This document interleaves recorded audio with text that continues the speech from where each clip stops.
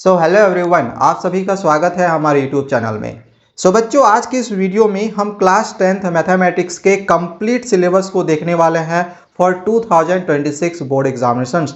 जैसे कि तुम सभी बच्चों को पता चल ही गया है कि नेक्स्ट ईयर 2026 से हमारी 2 बार बोर्ड परीक्षा होगी।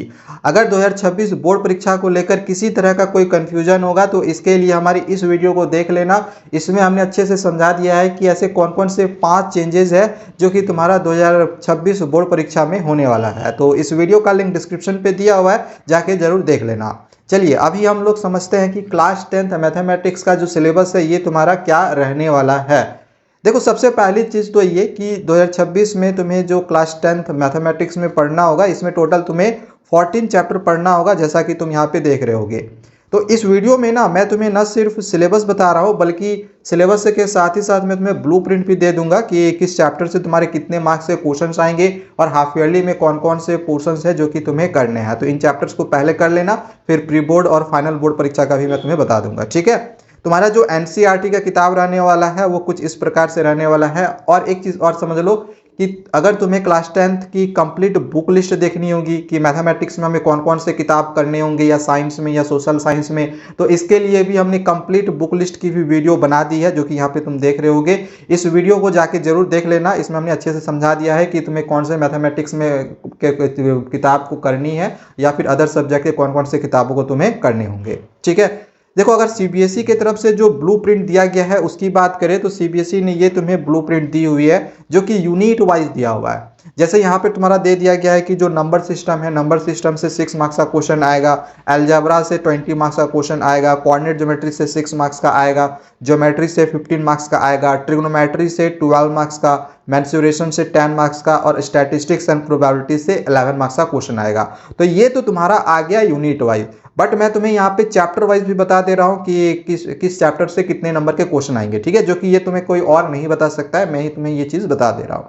देखो, सबसे पहला जो तुम्हारा चैप्टर है वो है रियल नंबर्स। अब रियल नंबर्स में देखा जाए ना तो ये एक ही यूनिट के अंदर आता है, जो कि है नंबर सिस्टम, और नंबर सिस्टम से 6 मार्क्स का क्वेश्चन आएगा। तो ऑब्वियसली जो रियल नंबर्स होगा, रियल नंबर से भी तुम्हारे एग्जामिनेशंस में 6 मार्क्स के क्वेश्चंस आने वाले हैं। ठीक है, ये 100% कन्फर्म्ड है कि रियल नंबर से 6 मार्क्स का क्वेश्चन तुम्हारे पेपर में बनेंगे। इसके बाद तुम्हारा अगला चैप्टर है पोलिनोमियल्स, लीनियर इक्वेशंस इन 2 वेरिएबल्स, क्वाड्रेटिक इक्वेशंस और अर्थमेटिक प्रोग्रेशन। तो ये जो तुम्हारा 4 चैप्टर आ गया, ये चारों चैप्टर जो है ना ये अलजेब्रा के अंडर में आता है, और अलजेब्रा से टोटल 20 मार्क्स का क्वेश्चन आता है। मैंने अभी तुम्हें दिखाया ब्लूप्रिंट यूनिट वाइज। तो इसमें से टोटल तुम्हारे एग्जामिनेशंस में चारों से मिला के ना 20 मार्क्स का क्वेश्चन आएगा। अब तुम सोच रहे होगे कि भैया फिर इसमें से कौन से चैप्टर से कितने मार्क्स के क्वेश्चन आएंगे, तो इसमें इक्वली डिवाइड कर लो कि सबसे तुम्हारा लगभग 4-4 मार्क्स का क्वेश्चन बनेगा। देखो, बोर्ड परीक्षा में ना लगभग 4 सेट्स में क्वेश्चन बनते हैं। तो इतना मान के चलो कि किसी सेट्स में तुमको इक्वल वेटेज देखने को मिलेगा, किसी सेट्स में हो सकता है किसी एक चैप्टर से कम और किसी दूसरे चैप्टर से ज़्यादा दे दे। लेकिन हाँ, ये कंफर्म है कि इन चारों से मिला के 20 मार्क्स का क्वेश्चन रहेगा। एंड सबसे ज़्यादा जो वेटेज रहता है ना इसी चैप्टर से रहता है। अच्छा, ये भी मैं बता दे रहा हूँ कि हाफ ईयरली में कौन से चैप्टर्स पढ़ने हैं। देखो, पहला चैप्टर तुम्हें रियल नंबर्स हाफ ईयरली में पढ़ना है। ठीक है, इसके बाद पोलिनोमियल्स पढ़ना है, लीनियर इक्वेशन इन 2 वेरिएबल्स पढ़ना है। ये तीनों तो सभी स्कूलों में पढ़ना ही पढ़ना होता है। ठीक है, बाकी कुछ कुछ स्कूलों में ना क्वाड्रेटिक इक्वेशन भी पढ़ना होता है, तो ये भी पढ़ ही लेना। अर्थमेटिक प्रोग्रेशन जो है ये ऑलमोस्ट 90% स्कूलों में ये फाइनल का पोर्शन होता है, यानी प्री बोर्ड का पोर्शन होता है। ठीक है, तो फिलहाल अभी हाफ ईयरली के लिए ना ये शुरू का ये 4 चैप्टर जरूर कर लेना। ओके, इसके बाद अगला आ जाते हैं जो कि है ट्रायंगल्स। अब देखो, ट्रायंगल्स किसका पार्ट है, ये है ज्योमेट्री का पार्ट, और ज्योमेट्री केवल तुम्हें 2 चैप्टर पढ़ने, एक तो ट्रायंगल्स हो गया, दूसरा सर्किल्स हो गया। और मैंने यहाँ पे तुम्हें बताया था कि ज्योमेट्री तुम्हारे एग्जामिनेशंस में देखो यहाँ पर 15 मार्क्स का क्वेश्चन पूछा जाएगा। यानी कि एक चीज यहाँ पे समझ में आ रहा है कि ट्रायंगल्स और सर्किल्स इन दोनों से मिला के 15 नंबर का क्वेश्चन आएगा। तो ऐसा देखने को मिलेगा कि किसी सेट्स में तुम्हें ट्रायंगल से 7 नंबर का क्वेश्चन और सर्किल से 8 नंबर का क्वेश्चन रहेगा, तो किसी सेट्स में इसमें 8 नंबर का और इसमें 7 नंबर का देखने को मिलेगा। बहुत ज़्यादा डिफरेंस नहीं होगा। ठीक है ना, ऐसा नहीं कि ट्रायंगल से 2 नंबर का पूछ दिया और सर्किल से 13 नंबर का पूछ, ऐसा नहीं होगा, ठीक है। 1-2 नंबर का डिफरेंस होता है, तो इतना मान के चलो कि 1 से 7 नंबर का क्वेश्चन रहेगा, दूसरे से 8 नंबर का रहेगा, ठीक है। या फिर हाई चांसेस रहता है कि ज़्यादातर नंबर का जो क्वेश्चन आता है ट्रायंगल से आता है, सर्किल से थोड़ा सा कम मार्क्स का क्वेश्चन रहता है। तो 8 और 7 इस तरह से तुम डिवाइड कर सकते हो। और इसमें से ट्रायंगल जो है वो हाफ ईयरली का पोर्शन है, और जो सर्किल्स है ये फाइनल बोर्ड एग्जामिनेशन यानी प्री बोर्ड या फिर बोर्ड एग्जामिनेशन का पोर्शन है। एक बात और बता दूं, ऐसा बिल्कुल भी मत सोचना कि बोर्ड एग्जामिनेशन में सिर्फ फाइनल पोर्शंस के ही क्वेश्चन आएंगे। वो हाफ ईयरली और फाइनल दोनों का मिला के क्वेश्चन पूछा जाएगा, मतलब ओवरऑल पूरे किताब से क्वेश्चन तुम्हारे प्री बोर्ड और बोर्ड परीक्षा में आने वाला है, ठीक है। इसको लेके ना सीबीएसई सैंपल क्वेश्चन पेपर भी निकालती है, जबकि आगे जब भी निकलेगी मैं आगे तुम्हें बताऊंगा। तो तब तक चैनल को जरूर सब्सक्राइब करके रख लेना, आगे तुम्हारे लिए बहुत सारी इंपॉर्टेंट वीडियोज भी इस चैनल पर तुम्हारे लिए मैं लेकर आने वाला हूँ, ठीक है। तो ट्रायंगल का मैंने बता दिया। अगला चैप्टर आता है कोऑर्डिनेट ज्योमेट्री, जो कि एक ही यूनिट है। एंड यहाँ पे मैंने बताया था कोऑर्डिनेट ज्योमेट्री से एग्जामिनेशंस में 6 मार्क्स का क्वेश्चन रहने वाला है।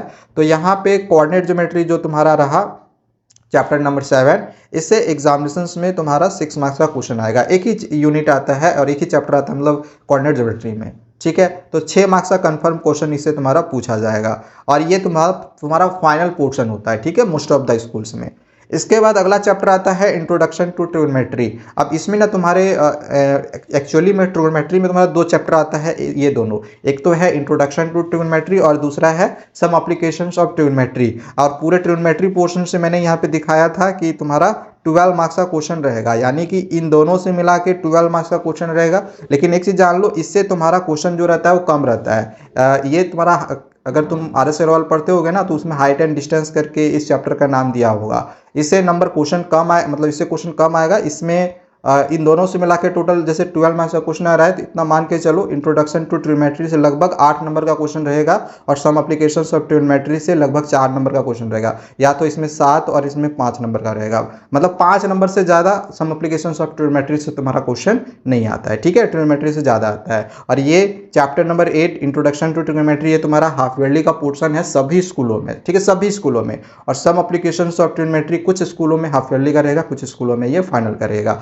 लगभग 90% जो रहता है ये फाइनल का ही पोर्शन रहता है, ठीक है। तो हाफ ईयरली के लिए तुम फिलहाल इसको कर लो, ठीक है। ये बहुत ही इंपॉर्टेंट चैप्टर भी है तुम्हारे लिए, अगर तुम 11th-12th में मैथमेटिक्स लेके पढ़ना चाहते हो तो, क्योंकि 11th-12th का टोटल जो मैथमेटिक्स की किताब है ना, उसमें सिर्फ और सिर्फ ट्रिग्नोमेट्री से भरा पड़ा है, ठीक है। इसके बाद मैंने यहाँ पे सर्किल्स के बारे में तुम्हें बता दिया है, ठीक है, सर्किल्स का करवा दिया है। एरियाज रिलेटेड टू सर्किल और सरफेस एरियाज एंड वॉल्यूम्स, यहाँ पर ये दोनों जो चैप्टर्स है ये दोनों मेंसुरेशन में आता है। और मेंसुरेशन का मैंने यहाँ क्या बताया था कि इसे 10 मार्क्स का क्वेश्चन आएगा। तो यहाँ पर भी तुम बांट सकते हो कि दोनों जो है लगभग 5-5 नंबर का क्वेश्चन आएगा, और हो सकता है किसी सेट में 6-4 कर भी क्वेश्चन तुम्हारा पूछा जाए, ठीक है। इसके बाद अगला चैप्टर तुम्हारा है स्टैटिस्टिक्स एंड प्रोबेबिलिटी, जो कि ये एक ही यूनिट में आता है। यहाँ पे देख लो, स्टैटिस्टिक्स एंड प्रोबेबिलिटी से 11 मार्क्स का क्वेश्चन रहेगा, जिसमें से ना प्रोबेबिलिटी से क्वेश्चन कम आएगा, तो इसमें तुम्हारा 5 मार्क्स का रहेगा, स्टैटिस्टिक्स से 6 मार्क्स का रहेगा। तो यहाँ पे मैंने तुम्हें कंप्लीट ब्लूप्रिंट भी मैंने बता दिया है। हाफ ईयरली का पोर्शन की बात करें तो areas related to circle half yearly का रहेगा, बाकी ये तीनों तुम्हारा फाइनल का पोर्शन रहेगा। तो यहाँ पे मैंने तुम्हें न सिर्फ सिलेबस बताया, सिलेबस के साथ ही साथ मैंने ब्लूप्रिंट भी अच्छे से समझा दिया है। ब्लूप्रिंट के साथ साथ हाफ ईयरली फाइनल में कौन सा करना है तुम्हें वो भी मैंने बता दिया है। तो NCERT बुक के अलावा और कौन से बुक में करने होंगे, अगर ये तुम्हें देखना होगा तो वीडियो का लिंक डिस्क्रिप्शन पे दिया हुआ है। कंप्लीट बुक लिस्ट के बारे में हमने समझाया हुआ है, जाके जरूर देख लेना। और हो सके तो हमारे टेलीग्राम चैनल को ज्वाइन कर लेना और ऐप को इंस्टॉल कर लेना, उसका भी लिंक डिस्क्रिप्शन पे दिया हुआ है।